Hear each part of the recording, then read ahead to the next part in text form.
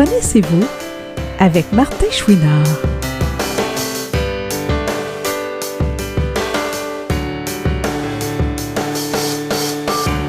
Aujourd'hui, Martin discute avec une dame qui s'accomplit dans plusieurs sphères de sa vie, Danielle Lessard.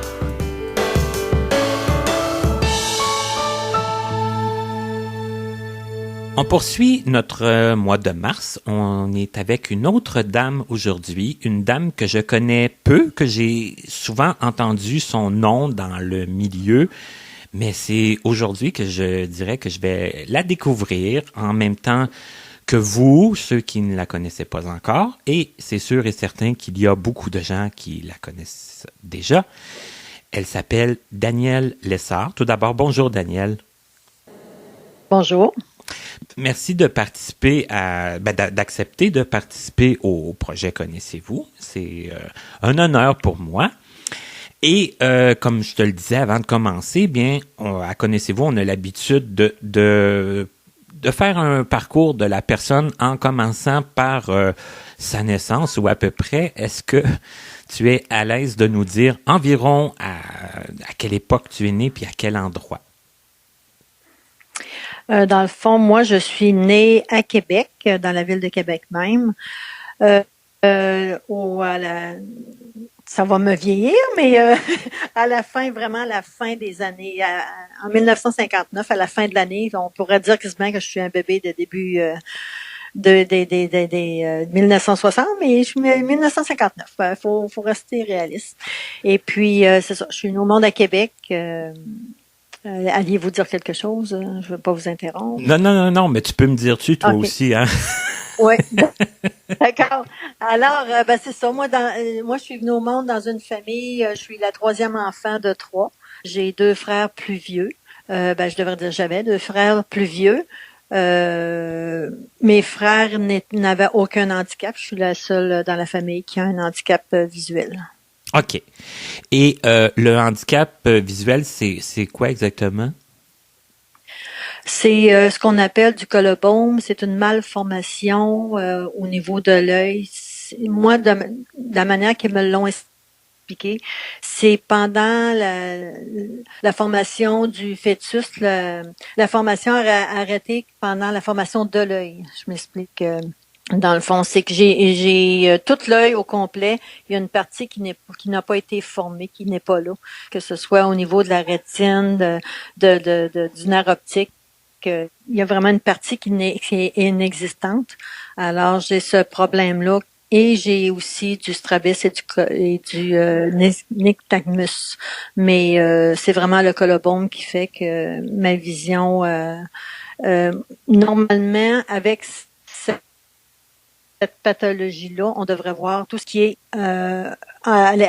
qui est en l'air, puis tout ce qui est au sol, on ne le voit pas. Moi, c'est le contraire, fait que ça m'avantage, étant donné que souvent les obstacles sont au sol, sont pas dans les airs.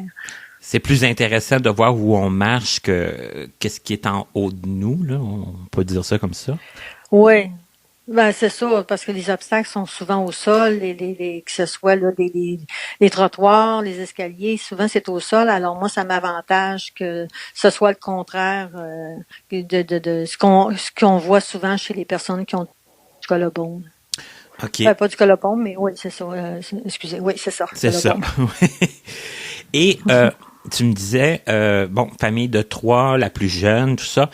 Est-ce que tu as des souvenirs des moments où ce que tu t'es aperçu que c'était différent pour toi, la vision? Est-ce que ça a eu beaucoup d'impact, dans ton enfance? C'est sûr que moi, je pourrais pas dire vers quel âge que je m'en suis rendu compte, parce que la seule chose que je me rappelle, c'est que quand j'ai commencé l'école, j'ai commencé dans une école spécialisée pour personnes handicapées visuelles à Québec. C'est l'école Saint-Vincent. Elle a été inaugurée en 1966, ça a commencé, puis j'étais dans les élèves débutants, on était 9 élèves.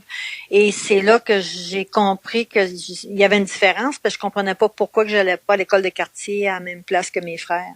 Fait que je crois bien, là, c'est, de ma souvenance, je dirais que c'est là que je m'en suis rendu compte. OK, mais tu as commencé directement là, ça que tu n'as pas vécu Ouais. l'école régulière avant, là. Non, non. J'ai vraiment commencé avec la maternelle dans un milieu spécialisé. OK. Et est-ce que tu te souviens que ça a été un choc? Est-ce que ça a été difficile? Est-ce qu'on comprend vite qu'est-ce qui se passe? Qu'est-ce qui cloche? Je sais pas comment le dire, là, mais est-ce que ça a été difficile pour toi, l'apprentissage dans cette école-là? Je pourrais pas dire. Je crois que j'étais quand même à l'aise. Je sais que ma mère m'avait dit que vers l'âge de peut-être 17 ans, là, je pourrais pas dire, j'ai fait une grosse réaction à l'handicap visuel, dans le sens que un peu comme une petite dépression là, à savoir pourquoi que je n'étais pas comme les autres, mais c'est très vague pour moi là. C'est une période que je me rappelle pas. Je me rappelle pas de cette de ça, mais je me rappelle que j'ai posé la question pourquoi je n'étais pas comme les autres, mais pas plus là. Je pourrais pas aller là-dessus vraiment. Là. C'est ça t'a pas marqué là, au point de t'en souvenir, là. Non, non, c'est ça. Probablement j'étais trop jeune. Fait que, mais le milieu où j'étais, l'école où j'étais, j'avais des amis, fait que ça allait très bien aussi. Là, fait que c'est peut-être pour ça. C'est que socialement, ça a pas été trop compliqué de te faire des amis. Puis là, c'était toutes des personnes non-voyantes, avec un problème de vision? Oui, c'est ça. C'était vraiment une école qui, un peu comme on retrouve à Montréal, qu'on retrouvait dans le temps à Montréal avec Louis Braille, Nazareth. Mais c'était vraiment là, c'était pour les gens de l'Est de la province. Puis on a commencé, on était 9, ça a grossi tranquillement. Mais moi, j'ai arrivé dans les, tu sais, vraiment la première, là, dans les 9 premiers, alors c'était facile pour moi. Là, c'est des gens nouveaux qui arrivaient à chaque année qui se greffaient à nous. Fait que ça a bien été. Je dirais qu'au niveau social, aller jusqu'à l'âge de 9 ans, on restait dans un quartier on est près d'un parc. J'avais quand même quelques amis. C'est plus difficile de se faire des amis avec avec mon handicap, étant donné que ça paraissait dans mes yeux. Fait que, à l'époque, c'était pas aussi compris qu'aujourd'hui, mais c'était vraiment l'été qui était peut-être un petit peu plus dur, mais j'avais quand même une amie ou deux, fait que ça allait quand même bien. Jusqu'à l'âge de 9 ans, parce qu'après, on a déménagé, on s'est en allé un petit peu en banlieue. Puis là, ça a été plus difficile là, d'avoir des amis parce qu'on était vraiment éloigné de tout. Là. Fait que là, ça a été un petit peu plus difficile. Là, le quartier était pas me favorisait pas le contact. Là. Il y avait pas assez de gens près. Fait que c'est là que j'ai trouvé ça plus difficile, là, que j'avais plutôt hâte à l'école pour justement revoir les gens là, avec qui j'étais. Mais le déménagement, est-ce que tu pouvais encore aller à l'école spécialisée quand même, ou si c'était un changement d'école aussi? Non, non, dans le temps, on avait c'est vraiment au début, c'était des taxis, ensuite, ça a été des minibus, mais ça a toujours été du porte-à-porte. Ils venaient nous chercher à la maison directement. Fait que ça changeait pas grand-chose, là, que je sois un petit peu plus loin, là, ce qu'on appelait la banlieue. Maintenant, c'est la ville quand même, mais dans le temps, là, on se trouvait être un petit peu en banlieue. Fait qu'il y avait aucun changement à ce niveau-là. J'ai tout fait mon primaire à Saint-Vincent, cette école-là, jusqu'en secondaire 2. Et puis en secondaire 3, là, on tombe dans les années où ce que le gouvernement voulait que les personnes handicapées soient intégrées dans les écoles dites normales. Alors, c'est là que je me suis ramassée à la polyvalente de Charlesbourg avec d'autres personnes là, avec des personnes voyantes. Et par la même occasion, t'as pas connu non plus d'être dans un pensionnat, là. Tu rentrais chez toi tous les soirs dans ta famille. Oui, l'avantage que j'avais, c'est que j'étais de Québec. Les gens qui venaient de l'est de la province, là, qui venaient de je sais pas, Rivière-du-Loup, dans des endroits qui c'était impossible. Eux autres restaient dans des familles d'accueil. Puis ils retournaient chez eux soit la fin de semaine si c'était pas trop loin.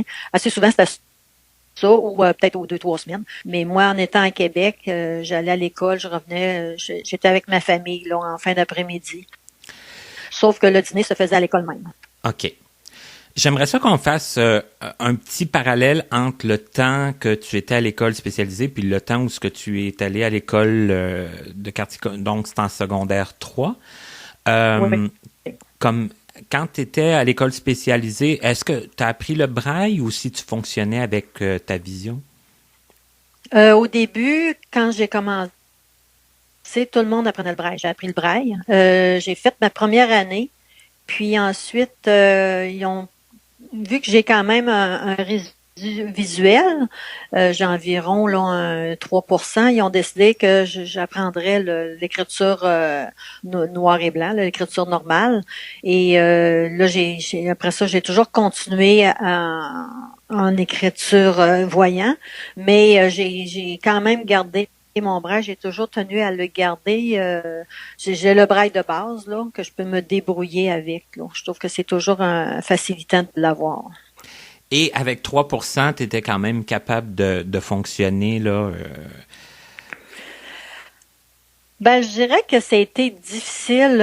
J'étais capable de fonctionner, mais les lectures, ça me demandait énormément. C'était très, très, très exigeant.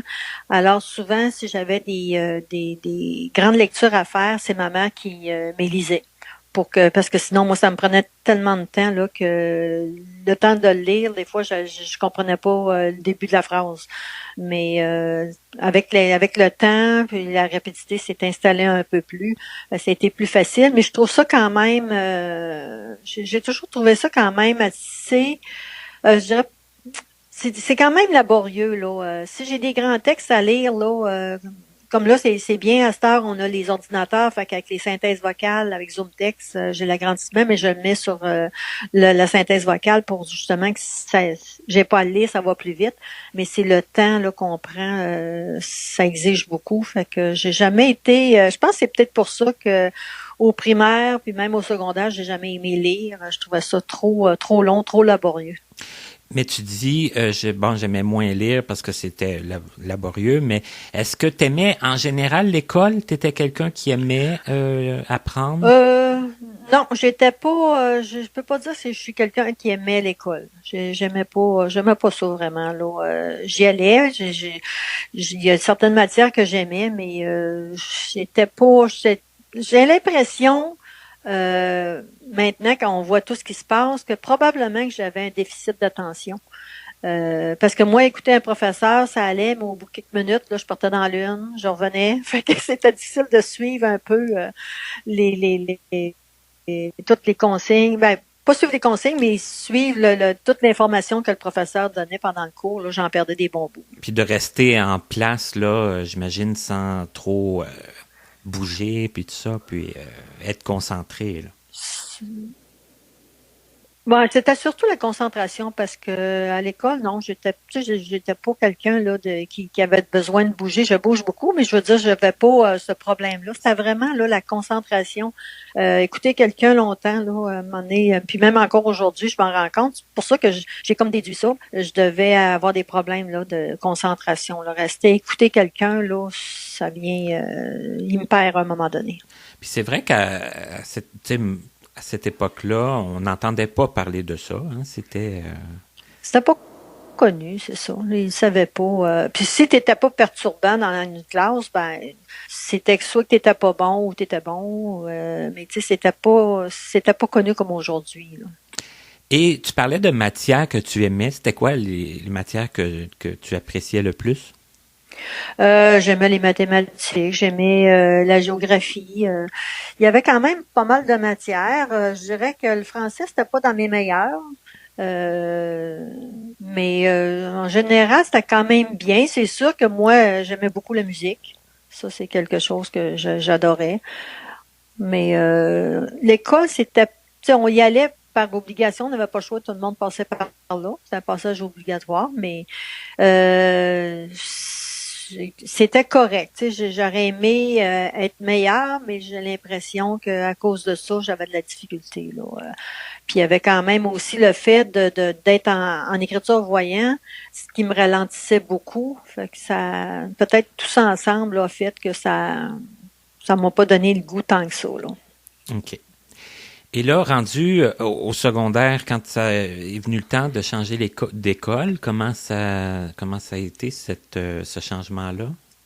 Je dirais que j'étais dans les récalcitrantes. Là, j'étais contre ça. Là. Moi, de me ramasser dans une école avec plein de voyants, j'ai trouvé ça très dur parce que, premièrement, les professeurs étaient pas formés dans ce temps-là. Tu sais, il y a des professeurs qui, pour les cours de base, français, maths, anglais, tous ces cours-là, on avait des classes avec juste les handicapés visuels ensemble. Fait que les professeurs étaient habitués, connaissaient l'handicap.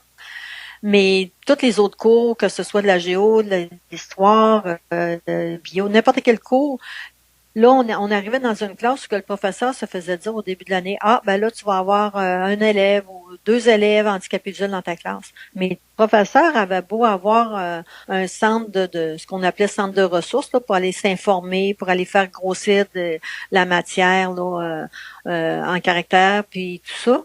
Ça reste qu'il était pas au courant comment ça fonctionnait. Fait que t'arrivais je me rappelle, dans les cours de géographie, le professeur écrivait au tableau, puis moi, j'étais obligée de demander à la fille à côté de moi de me lire, de me dire qu'est-ce qu'elle écrivait, parce que je pouvais pas le voir, puis elle essayait de me le dire en prenant des notes, puis le professeur n'arrêtait pas de nous réprimander tout le temps en disant « arrêtez de parler ». Là, j'avais beau lui dire, oui, mais c'est parce qu'elle a mis les notes. Oui, OK, c'est beau. Mais au bout de 5 minutes, elle recommence encore. Fait que, tu sais, ou elle te montre une carte géographique, puis elle dit, là, on a le fleuve, tel fleuve, là, on a telle montagne, là. Mais ça me disait rien. Fait que le soir, moi, j'essayais de faire les travaux, mais je me comprenais pas grand-chose. Là. J'essayais de retrouver un peu, mais fait que c'était très difficile là, pour certains cours. Moi, je trouvais qu'il y avait un manque. Là. Il aurait fallu que les professeurs soient mieux informés sur l'handicap visuel. Et de dire plus qu'est-ce qu'il écrivait au tableau aussi, ça aurait pu être aidant. Oui, ben ça aurait été aidant. Puis un cours de géographie, là, une carte géographique, c'est beau dire en haut à droite, vous avez tel pays, mettons, un peu en bas à gauche, c'est parce que ça dit pas grand-chose. Là. Il aurait fallu vraiment qu'on l'ait devant nous en même temps, qu'il y ait, mettons, de la couleur, dire ben, le bleu ici, c'est l'Europe, ou d'avoir des choses plus précises qu'on n'avait pas. Là. C'est ça, parce que de dire en haut, c'est ci, en bas, c'est ça. Mais là, à l'examen, il faut que tu le retrouves comme les autres ont à le retrouver sur la carte, ouais. J'imagine, tu sais, ça fait oui, ben c'est ça, c'était plus difficile. Puis moi, dans ce cours-là en particulier, que j'ai trouvé très difficile, il y avait une autre personne handicapée visuelle, mais qui, de son bureau, était capable de voir au tableau. Fait qu'elle avait pas ce problème-là. Fait que le professeur pouvait pas, tu sais, lui, dans sa tête, c'était, ben, l'autre est capable, t'es capable, tu sais.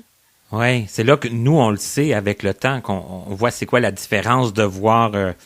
De telle distance ou de telle, tu sais, il n'y a pas une vision qui est la même, là, qui est, c'est très différent, mais là, ouais, pour le professeur, c'était encore plus difficile probablement pour lui à comprendre ça. Là. Oui, ben c'est ça, parce que déjà qu'il était pas au courant, fait que là, c'est de démêler, de comprendre qu'il y a deux personnes handicapées visuelles dans sa classe, puis qu'il y en a un des deux qui dit qu'il voit rien, ça devait être assez compliqué, là. Et comment tu t'en es sorti malgré tout? Est-ce que...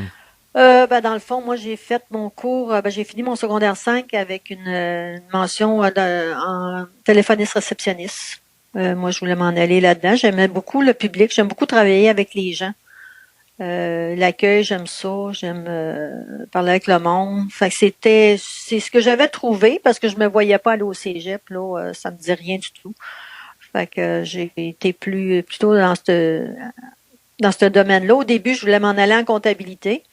Mais j'ai eu le même problème dans mes cours de comptabilité. Là. Pendant le cours, je n'étais pas capable de voir au tableau. Fait que c'était plus difficile, là, même si j'avais le grand livre là, qui l'avait grossi ou quoi que ce soit, là, je trouvais ça trop complexe là, d'essayer de tout comprendre ça, mais sans vraiment voir ce qui se passe. Oui, ben là, c'est ça, hein. Tu te ramasses avec des tableaux, puis des tonnes de chiffres, puis des tonnes de calculs, puis c'est comme ouais. Si tu peux pas le visualiser plus que ça, là, c'est ça, ouais. Ça demeure très abstrait. Ouais. Et bon, tu disais le public, tout ça. Comment tu t'es aperçu que c'était quelque chose qui t'intéressait? Euh, si on revient vraiment, là, je reviens quand je suis rentrée à l'école, au primaire. Là, quand je suis arrivée en première année, qu'il est arrivé des nouveaux élèves, moi, je voulais tout de suite m'occuper d'eux, de les aider à se familiariser avec l'école. Ceux qui avaient des problématiques, j'étais prête à les aider. Puis ça, c'était pas pendant une semaine ou deux, là, je le faisais à l'année longue. Fait que j'avais toujours le besoin, là, un besoin d'aider les autres, d'être là, que ce soit de mettre ça agréable pour tout le monde, que tout le monde soit capable de tirer son épingle du jeu. OK, de les aider à se familiariser, puis à se sentir bien, là, à se sentir accueilli. Oui, puis s'il y avait tu sais, comme à un moment donné, j'avais une jeune fille qui avait des difficultés là à se mouvoir, là, avait des problèmes d'obésité, je m'organisais pour la faire marcher à tous les midis. Tu sais, j'ai toujours été un peu ce style-là, un peu Mère Teresa, si tu veux, là, mais c'était pas le but, c'était vraiment d'aider les gens, là. Moi, c'était dans ma nature. C'est ça te venait naturellement, là, c'était personne qui te le demandait, puis ça te demandait pas un effort surhumain, là, tu le faisais de bonne grâce, là. Oui, OK. oui, c'est ça. C'est que là est venu le temps un peu de choisir ce qu'on veut faire dans la vie. T'es venu l'idée de suivre ce cours-là. Ça a été mieux qu'en comptabilité, j'imagine? Oui, oui, oui. Oui, oui, pas mal mieux. Et est-ce que tu as travaillé là-dedans après? Est-ce que... J'ai fait des stages, mais on est tombé dans l'époque en 1978 autour d'eux, où c'était très difficile de trouver de l'emploi. Et le taux là, de chômage, c'était haut. Là. C'était très difficile, même pour un voyant là. C'est trouver ça de pour tout le monde. Là. Ouais, c'est ça. C'était très très difficile. Fait que j'ai été je pourrais dire là, sûrement 5 ans là à pas travailler, à me demander quoi faire. J'ai travaillé un petit peu là au gouvernement des 3 mois là, ils appellent ça des temps partiels TPO, temps partiel.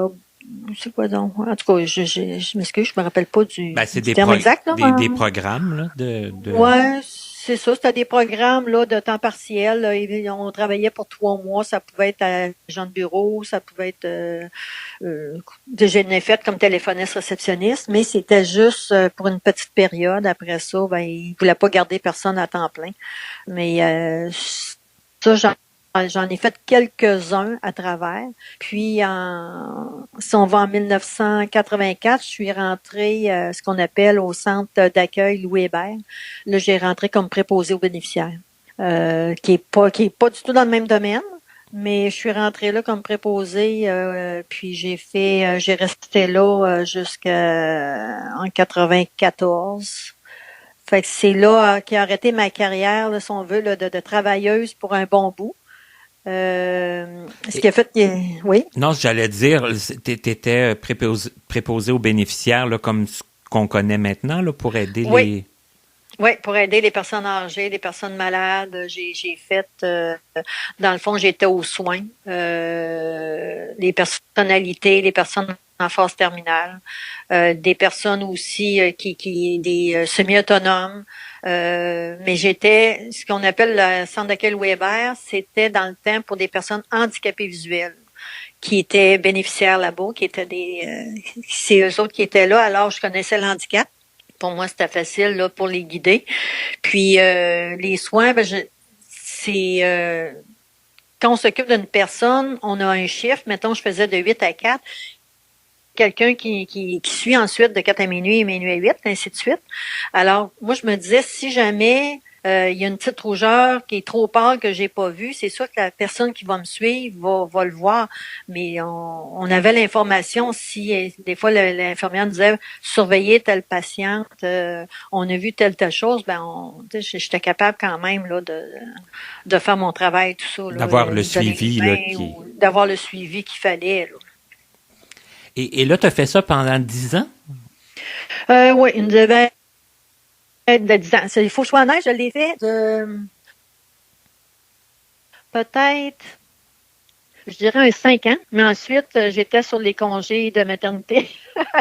C'est ça qui a fait que j'ai arrêté de travailler en 94, mais je travaillais plus depuis 89 environ. OK, parce que là, il y a des enfants qui sont arrivés, là. C'est ça. Fait que là, je voulais pas mélanger les choses. On parlait de travail. Je suis restée dans le niveau travail. Mais pour cette période-là de ma vie, là, ça a été ça au niveau travail. OK. Et là, on parle de quoi? Des enfants? Je dirais avant les enfants, c'est quand j'ai commencé, quand j'ai fini l'école, avant de finir l'école. En 76, à l'école est arrivé un professeur d'éducation physique parce que pour l'éducation physique, on était à part des voyants, on était vraiment juste entre nous autres. Et puis, il nous a parlé qu'il y avait des jeux pour des personnes handicapées visuelles qui existaient. Et dans le temps, ça s'appelait pas des Paralympiques. Là, c'était les Paralympiques, mais on commençait là vraiment là, avec des jeux régionaux et tout ça. Puis, il nous a fait connaître ça. Fait que je me suis mis à faire de la compétition, du sport. Puis, j'ai découvert que je pouvais m'en tirer bien. Fait que j'ai fait des jeux. Mes premiers jeux ont été en mars 77. Puis à partir de là, j'ai fait une carrière paralympique là, je vous dirais jusqu'en 93. J'ai arrêté en 93. Et c'était dans quoi? C'était dans quel sport? Au début, j'étais en saut en hauteur, lancer du javelot. Puis j'ai connu le goalball. Je sais que il y a beaucoup de gens qui connaissent ça. Là, c'est très populaire beaucoup à Montréal aussi. Oui. Au goalball, là, je me suis rendu compte que je performais mieux. Alors, j'ai continué ma carrière en goalball et c'est là que je me suis mis à faire des Olympiades et tout ça. J'ai quand même fait une Olympiade en 80 en athlétisme, mais c'est vraiment au goalball là, que j'ai performé. J'ai été nommée meilleur joueur féminin canadien là, des années 80 pour la décennie. Là. Fait que c'était vraiment là-dedans. Ouais, c'était vraiment là-dedans que je performais. Là. Est-ce que, avant d'entendre parler de ça, est-ce que tu étais sportive un peu? On a peut-être escamoté ça. Oh, même pas. Non? OK. J'étais pas une grosse sportive. Tu sais, j'aimais faire jouer dehors, tout ça, mais pas, non, j'ai jamais dit, un jour, je vais faire un sport, je vais me mettre à faire de la compétition. C'était pas non, j'ai jamais pensé à ça. Les découvertes, là, vraiment. C'est venu de cette rencontre-là avec ce professeur-là d'éducation physique. Oui, c'est vraiment là que ça a parti. Et là, est-ce que ça occupait beaucoup de temps, tout ça? Est-ce que tu as fait beaucoup de déplacements, des voyages, Oui, dans le fond, moi, j'ai commencé mon premier voyage, comme je disais, c'était au mois de mars 77 à Halifax, mais j'ai fait les Jeux olympiques, les Paralympiques en 80 en Suède. Ensuite, on a eu en 84, en 80 c'était en Hollande, en 84 c'était en Suède, puis en 88 à Séoul en Corée. Puis après ça, je devais faire l'Espagne, mais j'ai arrêté un an avant là. Mais j'en ai fait quand même à travers les Jeux canadiens, les Panam. Puis on avait beaucoup de camps d'entraînement, mais on avait moins de compétition qu'aujourd'hui que les gens ont. Là. Comme on dit, on a défriché, ça commençait. Hein. C'était vraiment au début. Là. Mm-hmm. On défrichait. Là. Le goalball, au début, quand on a commencé à jouer, on jouait sur des tapis en short. Là. Fait que c'était pas comme on voit aujourd'hui. Là, on en a vécu des brûlures. Là. On a appris à s'équiper tranquillement. Ouais, à se protéger un petit peu, là, parce que... Oui. Et l'aspect voyage, déplacement, est-ce que c'est quelque chose qui te plaisait, ça? Est-ce que, la première fois qu'on sort, qu'on se déplace, là, tu me parlais de places qui sont plus anglophones, d'autres pays, tout ça. Est-ce que c'était, pour toi, comme une grosse aventure? Moi, chez moi, on n'a pas voyagé beaucoup. On est allé, un peu comme plusieurs familles faisaient, peut-être une ou deux fois, on est allé au Orchard, mais on n'a jamais voyagé beaucoup, mais j'ai toujours aimé Même si on allait juste à Montréal. Moi, j'aimais ça, là, sortir, faire un voyage. J'ai toujours aimé. Je suis une voyageuse, j'aime ça. Fait que c'est sûr que là, c'était gros, là. Juste de partir, prendre l'avion, c'était quelque chose, là. Tu pars, puis tu découvres. Puis là, tu découvres que l'anglais, c'est vrai que ça existe. Parce que à Québec même, dans les années 60, de l'anglais, nous, on n'entendait pas beaucoup parler. Fait qu'on se demandait à quoi ça servait d'apprendre ça, là. Mais quand tu te mets à voyager, tu te dis, oups, oui, c'est vrai, là, il y a plusieurs langues, de découvrir les endroits, découvrir les gens, de parler avec eux autres, c'est de quoi que j'adore. C'est ça. Là, on arrive ailleurs, puis là, on entend beaucoup moins de français autour. Là, on entend plus, comme tu dis, de l'anglais ou d'autres langues ou tout ça. Ouais. Là, puis on voit là plus de façon plus présente là que c'est ça, ça valait peut-être la peine d'apprendre un peu d'anglais. Oui, puis je me rappelle la première fois en 80, quand on allait en Lande, juste de traverser l'océan, tu te dis, mon dos, là, t'es loin de chez vous, là, mais tu sais, en même temps que tu sens que t'es loin, t'as l'impression que c'est pareil quand même, c'est une autre langue, mais c'est quand même des villes, c'est des gens, mais ça te pousse à aller voir, par curiosité, à aller voir comment ils vivent eux autres, que c'est quoi leur routine.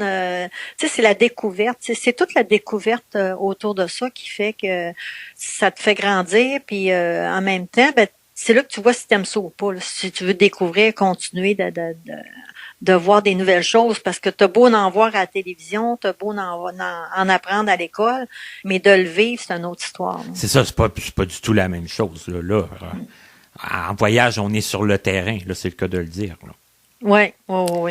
Et vous aviez le temps un peu de visiter ou de découvrir les endroits?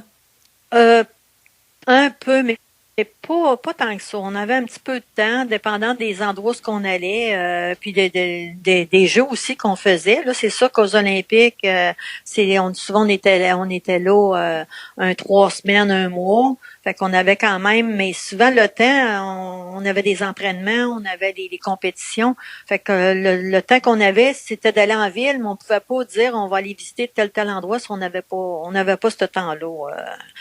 C'était pas possible. Fait que j'ai fait des endroits, mais à part de voir le centre-ville ou quelque chose autour, mais on n'a pas eu cette chance-là. C'est sûr quand on se promenait aux États-Unis ou au Canada, des fois tu avais un petit peu de temps, une journée pour, ils nous organisaient de quoi pour aller visiter un endroit en particulier, mais c'était très limité.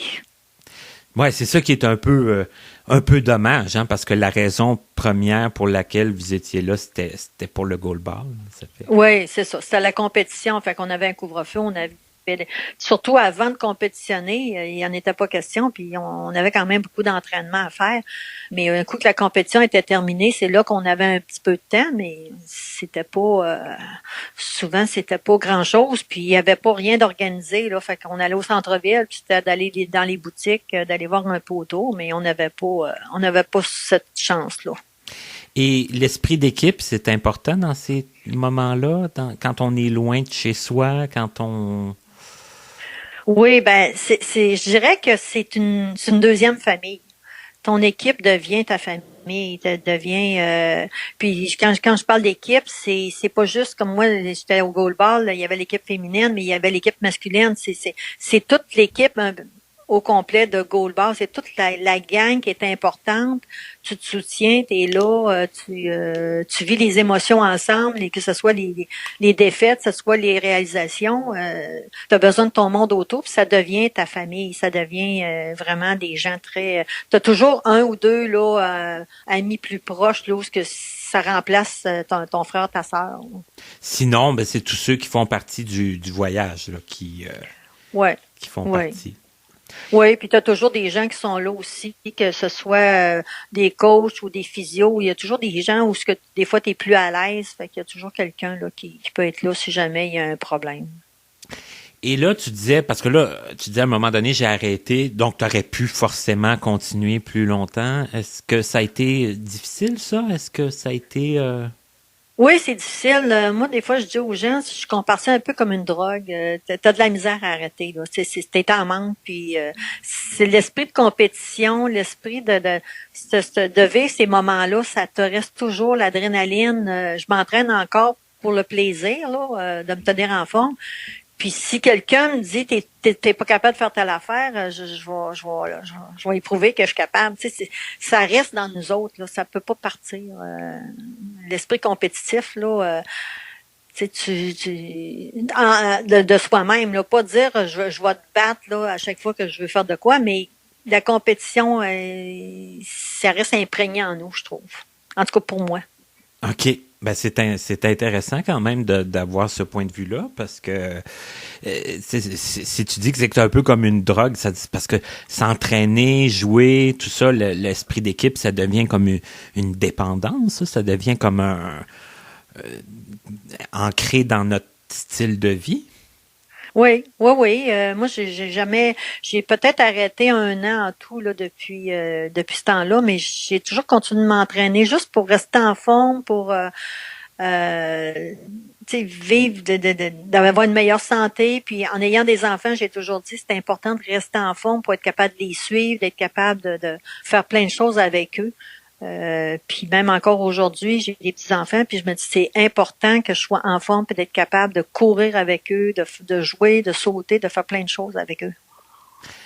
Effectivement, c'est bien d'y penser aussi, tu sais, quand on est jeune, là, tu sais, quand on est en forme, puis en prévision justement de plus tard. Puis là, ça fait 2-3 fois qu'on parle d'enfants, mais avant d'avoir les enfants, il y a eu forcément un conjoint. Oui. Moi, j'ai rencontré mon mari attendez un petit peu, en 76, quand il y a eu l'intégration, lui c'est une personne handicapée visuelle. Lui a perdu la vue à l'âge de 13 ans. Il est allé à Nazareth-Louis-Braille. Et puis, quand il y a eu l'intégration, justement, là, que tous les élèves devaient s'en aller dans leur secteur, là, dans leur milieu pour aller à l'école, lui est arrivé à Québec. C'était quelqu'un de Québec. Et puis, il est arrivé à la polyvalente de Charlebourg. Puis moi, comme j'ai toujours fait, j'ai pris les nouveaux élèves qui arrivaient, je leur ai fait visiter l'école. Puis c'est là que vraiment, là, j'ai appris à le connaître, puis qu'on a commencé à sortir ensemble. OK, qui est arrivé dans ton école, dans le fond, puis tu lui as fait visiter, vous avez fait connaissance comme ça. Oui. C'est quand même bien. Oui, c'est ça. C'est vraiment un hasard parce que moi, j'étais à cet âge-là, je me disais jamais je vais sortir avec un handicapé visuel, mais il faut jamais dire jamais. Fait que c'est ça qui est arrivé.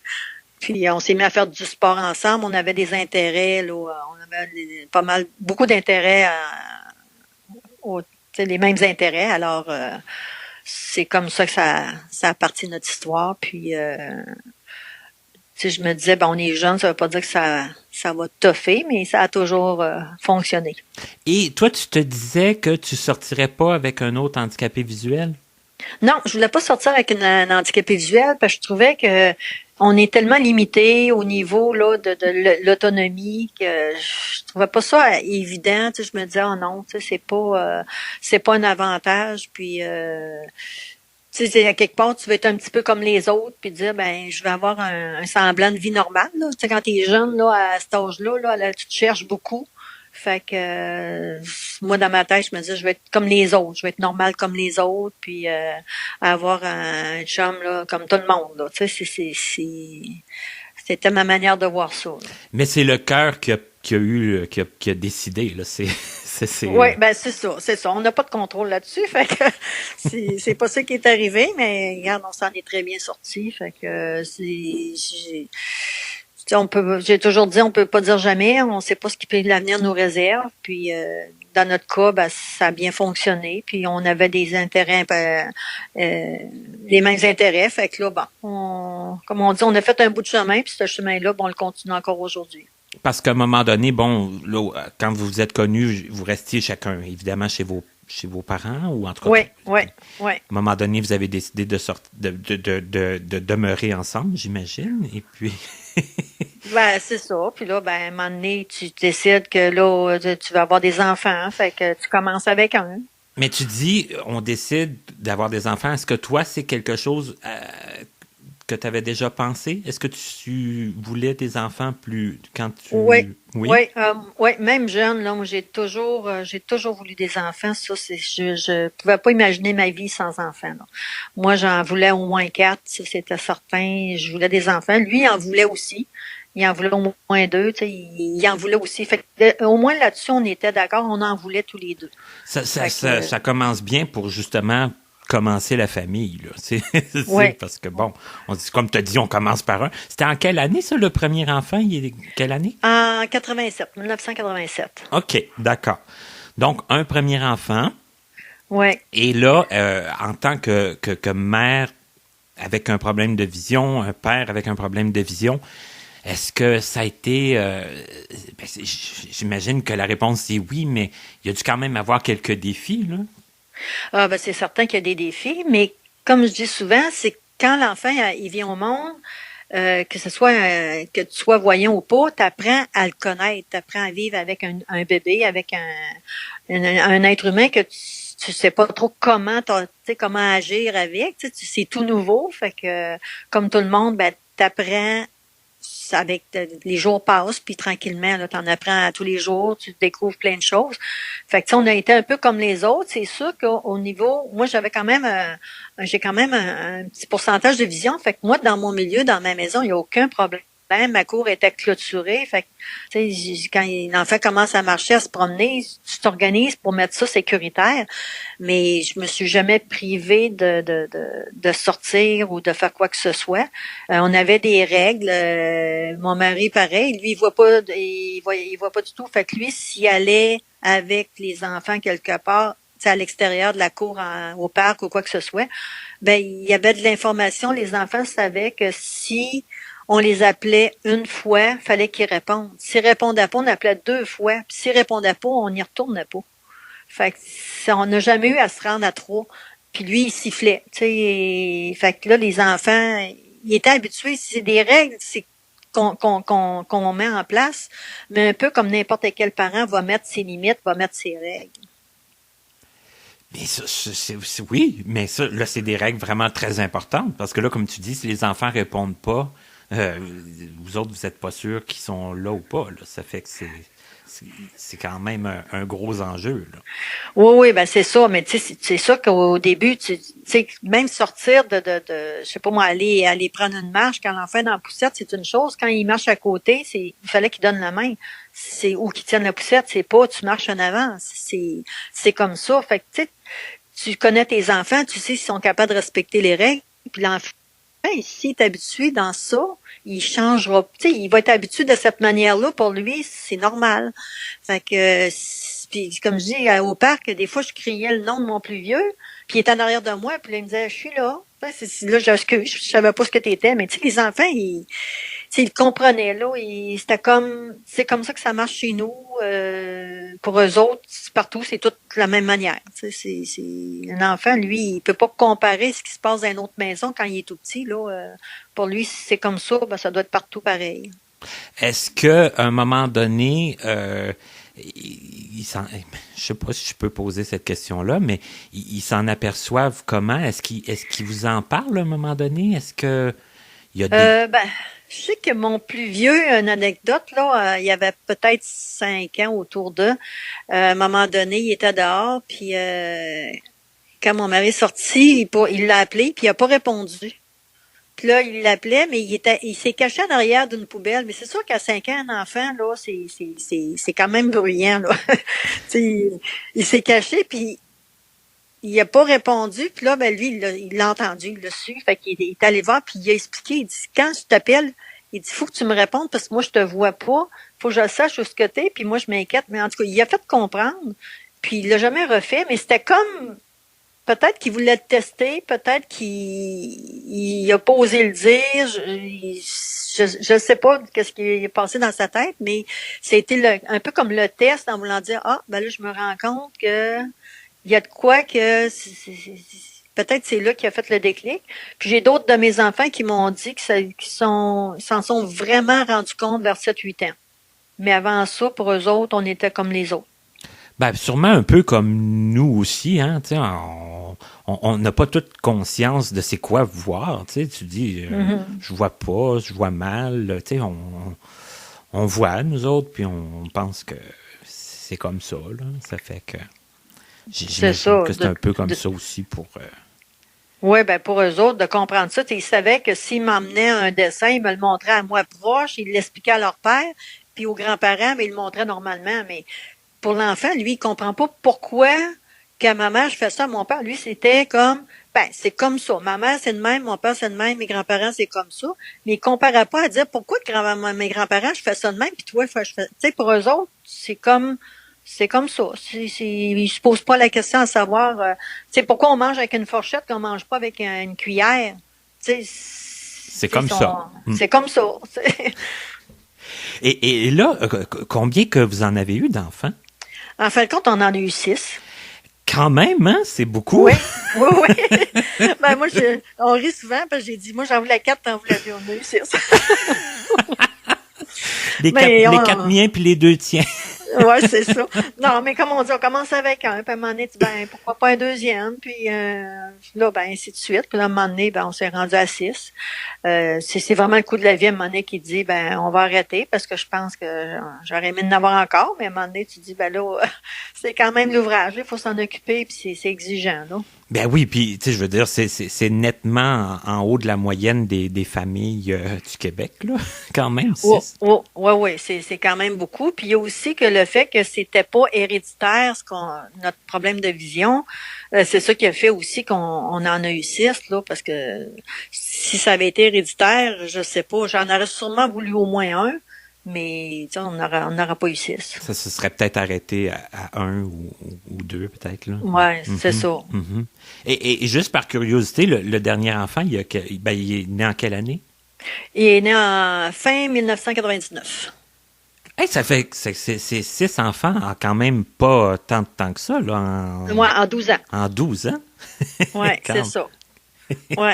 C'est ça. On a eu 5 en 8 ans et quelques, puis l'autre est arrivé un petit peu plus tard. Fait qu'on a eu 6 en 12 ans. Ah, ben c'est quand même super bon. Oh oui. C'est toute qu'une expérience de vie. Puis tu as dit aussi grands-parents, c'est que vous êtes déjà grands-parents? Oui, c'est ça. Ma fille, elle a deux petites filles, 4 ans et 1 an et demi à peu près. Puis mon garçon vient d'avoir une deuxième fille, fait qu'on est rendu avec 4 petites filles, là. Ah, et la plus vieille a 4 ans, puis la dernière a 1 an. Fait que 4 filles en 4 ans. Pas de petits garçons encore comme Pas comme encore, non, c'est ça. À un moment donné. Et là, est-ce que toi, à un moment donné, tu es retourné sur le marché du travail ou si là Dans le fond, c'est quand mon plus jeune est rentré en première année, là, j'ai commencé à me dire que j'aimerais retourner travailler. C'est ça que préposé. Moi, je voulais surtout à me trouver un travail, peut-être un petit 15 heures semaine, mais un travail qui me permettrait d'être à la maison le midi pour les enfants, puis d'être là quand ils arrivent de l'école. Puis j'en parlais un petit peu comme ça. Puis c'est François Côté, qui est une personne handicapée visuelle qui vit à Québec, que lui avait parti à un organisme là, qui s'occupait de faire de la formation, là, soit de la massothérapie, ou d'aider les gens à travailler, là, à trouver, à les former là, dans un domaine pour qu'ils puissent travailler. Puis il y en avait beaucoup aussi pour le téléphone, les réceptionnistes, tout ça. Puis là, il m'avait parlé que peut-être que ça vaudrait la peine de regarder, voir d'agrandir l'organisme, puis de faire un côté plus loisir, s'occuper plus des loisirs, du sport, parce que moi j'étais vraiment là-dessus. Puis j'ai trouvé ça intéressant, puis c'est là que j'ai dit on va changer le nom de l'organisme pour l'appeler le Carrefour québécois des personnes aveugles. Puis on va s'occuper vraiment de faire bouger les gens, parce que je voyais que les jeunes dans les écoles, les jeunes handicapés visuels, souvent à des cours d'éducation physique, il y avait toute la technique, ils apprenaient, mettons, toute la manière de fonctionne le volleyball, mais ils jouaient pas. Quand il arrivait le temps de faire l'activité, ben les autres, ils pouvaient pas, fait qu'ils s'en allaient à la bibliothèque. Là, je me dis, c'est parce que les autres aussi ont besoin de bouger, ils ont besoin de faire de quoi. Là. C'est ça, tout l'aspect là, vraiment de faire de l'activité physique était comme un peu supprimé de... Ouais. C'est vrai que ça peut devenir un problème. Ben, c'est ça. Fait que moi, j'ai commencé, j'ai fait de la sensibilisation dans les écoles pour justement leur faire découvrir le goalball, pour essayer d'emmener ça un petit peu dans les écoles. Puis, dans nos activités à nous autres, au début, quand on a commencé, j'organisais on avait un club de marche, ça commençait, là, on était 3-4. On avait du vélo tandem, puis l'hiver, on faisait de la raquette, ski de fond.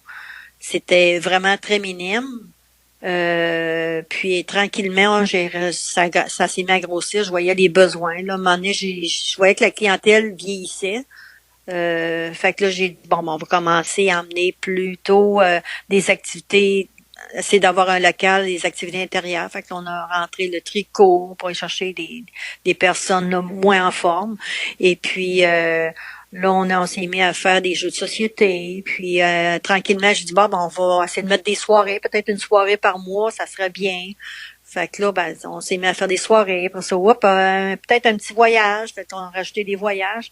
Là, après ça, je voulais aller chercher le côté plutôt musical. Fait que là, on a parti une chorale, le théâtre. Là, on a un club de lecture. Puis tranquillement, je grossis tout le temps. C'est rendu maintenant que je travaille à plein temps là-dedans. Et puis, on a des activités là vraiment là très variées là, selon ce que les gens veulent faire. Parce qu'avant ça, tout l'aspect sport, loisir, dans Québec, il n'y en avait pas vraiment? C'était... Non, à un moment donné, nous autres, on s'est organisés pour... il y avait un club il y avait un club de hockey là, avec les Lions de Québec, mais ça a fonctionné un petit bout. Après ça, je pense que ça a tombé à l'eau. Il est arrivé de quoi? Je pourrais pas dire. Là. Nous autres, on s'en occupait plus, là. Ça, c'est avant qu'on parte notre organisme. Mais il y avait ça. Sinon, je sais qu'à un moment donné, on s'était mis une gang ensemble, on allait jouer au baseball avec un ballon. On allait sur un terrain, puis on s'organisait comme on pouvait, mais il n'y avait pas vraiment d'activité là. Il y avait un organisme qui existait à Québec, mais je pense que les autres, c'était une fois par mois, puis c'était, mettons, une fois, ça pouvait être une épluchette de blé d'Inde, puis une autre fois, c'était, c'était pas du sport, là. C'était une activité, là. C'était une activité, point, là. Se regrouper, là, mais... C'est ça. Je trouvais qu'il y avait un manque qui était là, de faire sortir les gens plus régulièrement, puis de les emmener à bouger vraiment, à faire un sport là. Juste la marche, ça coûte rien, c'est pas compliqué, puis je me disais c'est déjà un début là. Puis de leur donner un choix aussi, parce que quelqu'un, admettons, qui aime pas le hockey, il sera peut-être pas porté à aller dans le groupe de hockey, même s'il y en a un. Là, tandis que là, si on offre la marche, si on offre le vélo, si on offre le ski l'hiver, ça donne des choix un peu. Là. Puis il y avait le fait aussi que nous autres, en ayant fait du sport de compétition, on était très sportifs, mais c'est pas tout le monde qui est sportif non plus. Fait qu'au début, le but, c'était de les faire sortir, de faire du sport, mais à un moment donné, tu te rends compte qu'il y a des gens qui n'aiment pas ça. Fait qu'il faut les faire sortir de chez eux. Puis la clientèle, quand je dis la clientèle vieillit, souvent, c'est que l'handicap visuel arrive chez les personnes plus âgées, soit la dégénérescence, le glaucome. Là, à un moment donné, il faut que tu t'ajustes aussi avec la clientèle, la nouvelle clientèle qui arrive. Moi, tranquillement, je me suis fait connaître au niveau du centre de réadaptation, au niveau des travailleurs sociaux, des CLSC. Fait que là, les gens ont commencé à m'appeler, puis à me parler de clients là qui peut-être ça serait bien qu'ils sortent de chez eux, qu'ils fassent une activité. Fait que c'est là que j'ai dit là on va essayer d'aller dans autre chose, que ce soit yoga, que ce soit de la mise en forme adaptée, d'aller chercher dans tous les domaines là sport, loisirs, art pour les faire sortir de chez eux, rencontrer des gens parce que c'est important que leur côté social continue parce que souvent quand tu perds la vue soit par un accident, une maladie, des fois tes amis autour au début sont là mais tranquillement ils s'éloignent un petit peu puis tu te ramasses un peu plus isolé ou il y en a qui s'isolaient complètement. ben là, de recommencer c'est important aussi là, de recommencer à avoir un cercle social, à sortir, à avoir du monde. Ça aide aussi là, à essayer d'accepter un petit peu là, t'as pas le choix, là, il faut que tu continues de vivre puis d'avancer. Puis d'englober, comme tu dis, tout le monde, que ce soit avec l'âge ou avec le moment dans leur vie où le handicap est arrivé, puis puis physiquement aussi, comme tu disais, ceux qui sont moins sportifs ou qui ont peut-être des fois d'autres problèmes un peu physiques, là, d'être capable d'inclure tout le monde, là, le plus de monde possible. Oui, c'est ça. Dans le fond, moi, l'organisme, il faut que la personne ait un handicap visuel, mais si elle a un handicap associé, que ce soit physique, que ce soit, je dirais, intellectuel, mais très, très léger, que ce soit de la surdité, il n'y a aucun problème, là, mais il faut qu'il y ait un handicap visuel. Ah oui, c'est ça, au départ, un handicap visuel. Mais tu sais, des fois, avec l'âge, hein, il y a les articulations, il y a toutes sortes de petits bobos qui arrivent, là. C'est ça.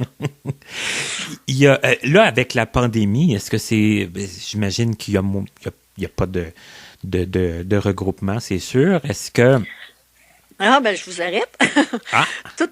Tout l'automne, nous, on a continué. Ben, dans le fond, quand la pandémie a commencé au mois de mars 2020, on a pris comme 2 semaines. Là, j'ai pris 2 semaines pour me dire, bon, ben, il faut faire quelque chose.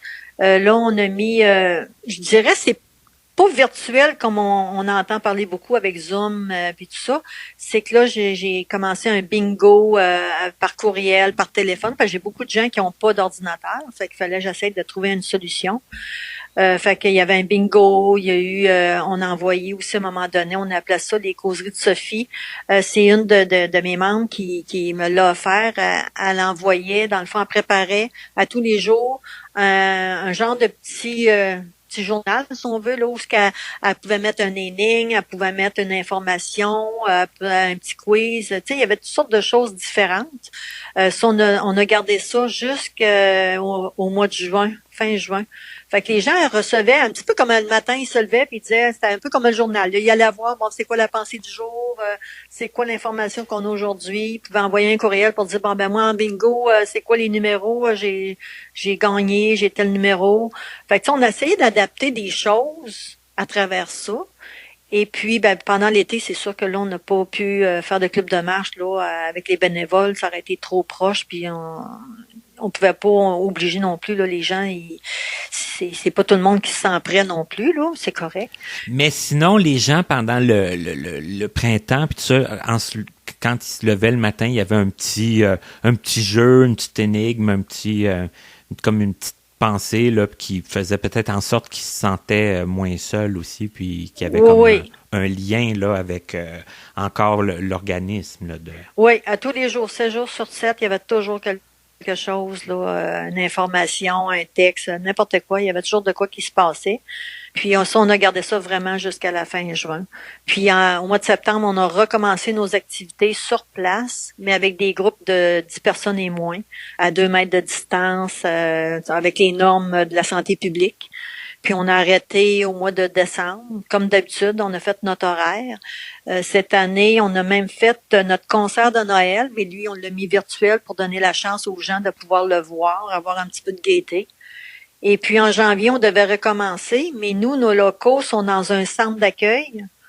Et puis il y a eu de la COVID pendant le temps des fêtes, fait que là on a été obligés ils ont pris notre local là, pour faire une cafétéria avec.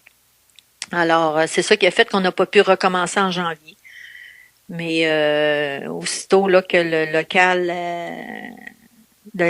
a été prêt, on a recommencé nos activités, mais pas toutes les activités, c'est vraiment les activités là, où les gens sont assis. Là. Les cours d'espagnol, les cours de mise en forme intellectuelle, le club de lecture, toutes les choses qu'on n'a pas à bouger vraiment, on les a remis en place. Oui, puis c'est ça, puis faut tout adapter à la circonstance. Là, on s'entend que ce qu'on vit en ce moment, c'est quelque chose qu'on n'a jamais vécu, puis il faut s'adapter, puis.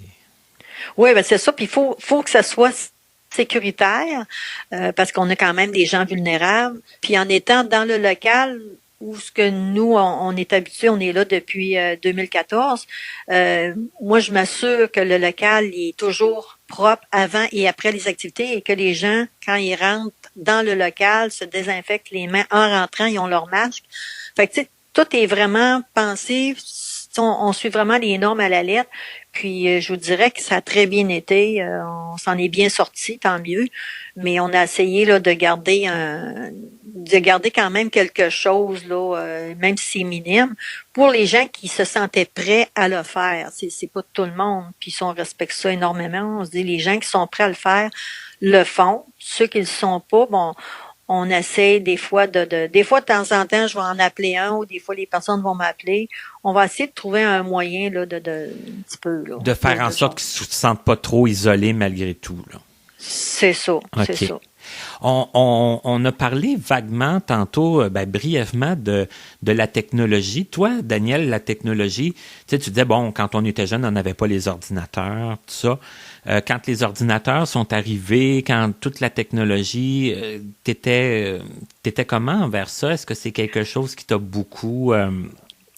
encore là, j'imagine que oui, mais qui t'a beaucoup aidé? Est-ce que t'étais... à l'aise avec la technologie? Est-ce que c'était quelque chose que t'aimais apprendre, que t'aimais aller peut-être même des fois au-delà des nouveaux produits, au-devant des nouveaux produits, je veux dire? Moi, au contraire, j'aime beaucoup l'approche personnalisée, d'être avec les gens directement avec les personnes. Oui, j'ai pas eu le choix d'apprendre l'ordinateur, d'apprendre, tu sais, les téléphones intelligents, tout ça, mais c'est pas ce que j'aime. C'est pas quelque chose que je cherche à approfondir. Là. Je le fais vraiment ce que j'ai de besoin, mais le Zoom, tu sais, d'aller en Zoom, d'aller avec Teams puis tout ça, c'est pas de quoi qui m'attire parce que je me dis, t'es quand même tout seul chez vous. Fait que moi, j'aime beaucoup la proximité des gens, d'être avec le monde, de sentir le pouls des gens. C'est important. Fait que c'est pas quelque chose qui me passionne. Là. Je le fais, oui, parce que on est dans ce monde-là, puis il faut se débrouiller avec ça, mais c'est pas de quoi là qui je suis pas une fan là, d'informatique. Là. C'est ça. Il y a le côté humain qui est encore plus important là que. Oui. OK. Et ce qu'on comprend de l'entrevue qu'on vient de faire, c'est que tu sembles quand même pas t'ennuyer. Tu sembles avoir beaucoup d'occupation. Oui. Oui, je suis active dans le sens que je m'entraîne, j'apprends j'apprends de l'espagnol. Je garde quand même parce que j'ai quand même quand même là des petits enfants, puis des fois les enfants ont besoin là parce que la garderie est fermée ou ils ont besoin pour quoi que ce soit là. Fait que j'ai quand même mon lien avec mes petites filles qui est là. On marche beaucoup. J'ai encore des enfants à la maison. Fait que j'ai encore un va-et-vient qui est là. Juste entretenir une maison, la nourriture, le lavage. Il y a quand même, tu sais, de la vie qui est là, ça bouge encore autour de moi. Fait que je peux pas dire que le confinement, là, c'était très difficile. C'est sûr que j'ai hâte d'être avec mes enfants. Puis, mais quand même, là, on s'en sort bien, là. Tu sais, on se dit, il y a pire. Moi, je me dis tout le temps, il y a pire que ça. On n'a pas de bombe sur la tête. Tu sais, c'est plate, c'est vrai. On n'a pas cette liberté-là d'aller où on veut quand on veut, mais on a quand même, là, une certaine sérénitude, là. Sérénité. Oui, et c'est important, hein, parce que il y a des gens, j'allais dire, il y a des gens pires que nous, là, tu sais, qui sont vraiment seuls, qui sont vraiment plus isolés encore, là. Ça fait que faut se compter quand même chanceux. Ouais, c'est ça. Je me dis, tu sais, quand t'es tout seul dans un petit appartement ou dans une chambre, là, les personnes dans les centres d'accueil qui sont complètement isolées, je pense que les autres, ça doit être vraiment pénible. Là. Puis même si t'es un couple, t'es tout seul, tu vois pas personne, c'est dur, là. Mais je veux dire, quand t'as pas le choix d'aller faire ton épicerie, parce que moi je continue de faire mon épicerie, faire mes choses, ben t'as un semblant de vie normale qui est là, puis quand je travaille, je vois quand même des gens. J'ai l'avantage de, même si je suis à 2 mètres, je vois des gens pareils. Là. C'est ça, oui, parce que comme tu dis, hein, si on est un couple, mais qu'on est tout seul avec notre conjointe, ben ça demeure quand même une solitude à laquelle on n'est pas habitué. Oui, oui, ça peut devenir lourd. Ça peut devenir lourd. Mais en tout cas, moi, j'encourage les gens à continuer à se chercher des occupations, hein, que ce soit par des gens, votre organisme, vous essayez de faire attention à ça, les gens peut-être qui sont un peu plus seuls, les appeler, tout ça. Des fois, faire un appel, ça demande pas beaucoup de temps, ça demande pas beaucoup d'énergie, c'est gratuit.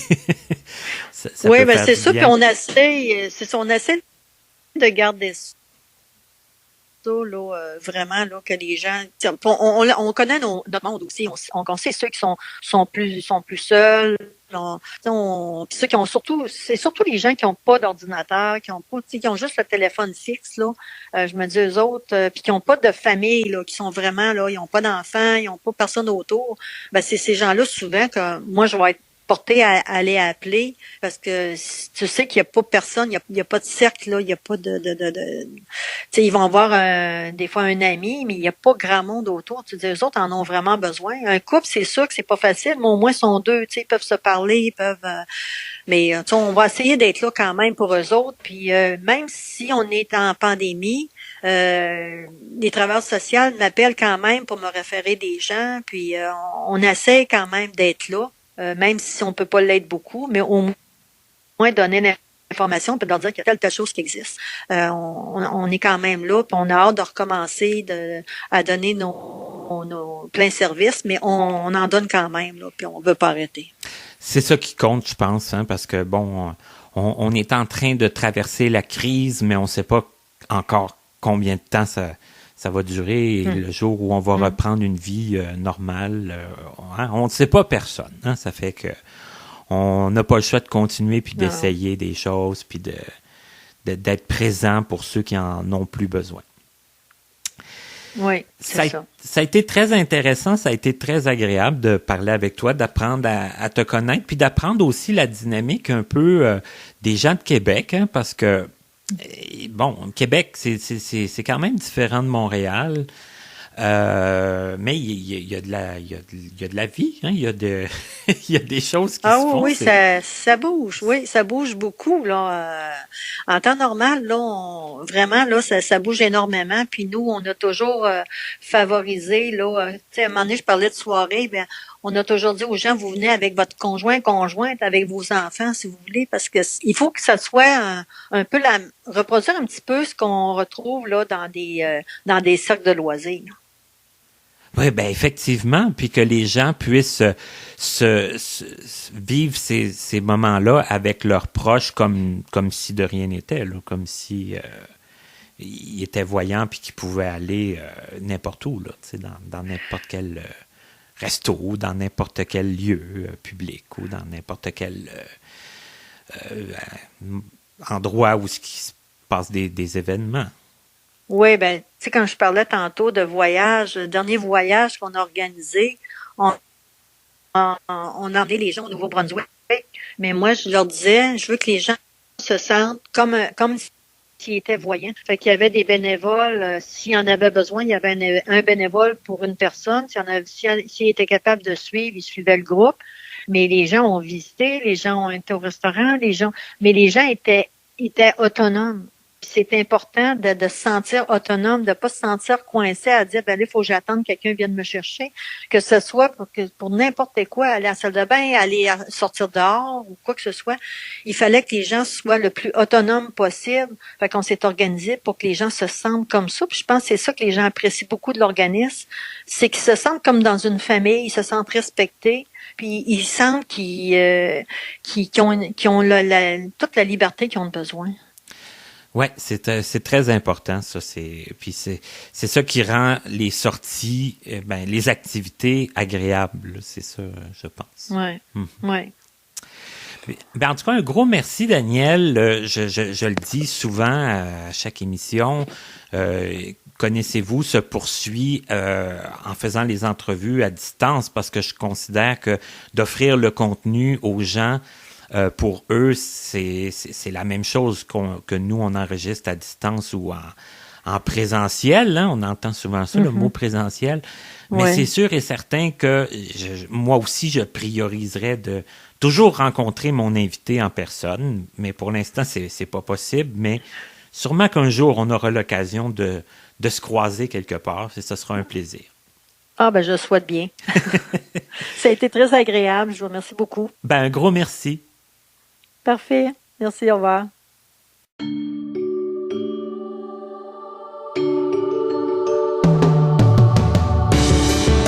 Vous venez d'écouter Connaissez-vous avec Martin Chouinard, collaborateur bénévole. Montage, Frédéric Gauthier. Mise en ligne, Stéphanie Carrasco. Musique, Stéphane Pilon. Présentatrice, Katia Darèche. Un immense merci à l'Association des aveugles de la Rive-Sud, AARS, ainsi qu'aux autres entreprises et organismes de nous prêter des locaux pour l'enregistrement de certaines de nos entrevues. Pour connaître les dates de nos prochaines émissions, ainsi que nos invités à venir, nous vous invitons à vous abonner à notre infolettre et à nous suivre sur les réseaux sociaux. Vous pouvez nous faire part de vos questions, commentaires et suggestions en passant par notre site Internet au www.martinchouinard.com. Avant de vous quitter, il est important de vous rappeler que les opinions émises par les invités entendus à cette émission leur appartiennent et ne reflètent pas nécessairement la pensée des collaborateurs de Connaissez-vous. À la prochaine!